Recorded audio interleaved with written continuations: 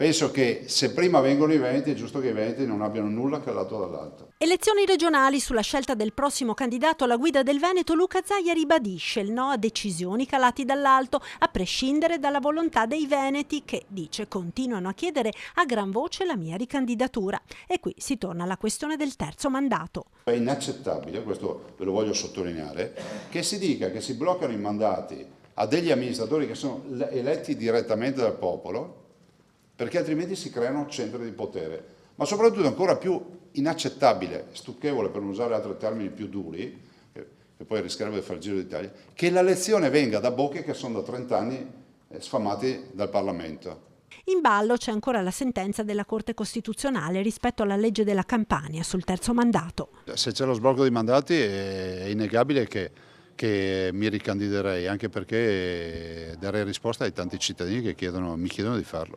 Legittime le aspirazioni di tutti alla guida del Veneto, ribadisce il governatore, ma va tenuto in considerazione quanto fatto fino ad ora. Sinceramente che Fratelli d'Italia chieda di aver parte in questa partita piuttosto che la chieda a Forza Italia o qualcun altro, non lo trovo un reato di lesa maestà. Piuttosto è capire quale sarà il punto di caduta, nel senso che penso che noi abbiamo dimostrato in questi anni di aver governato bene questa regione, altrimenti qualcuno dica che non è stata governata bene, ma allora vuol dire che le strade si separano.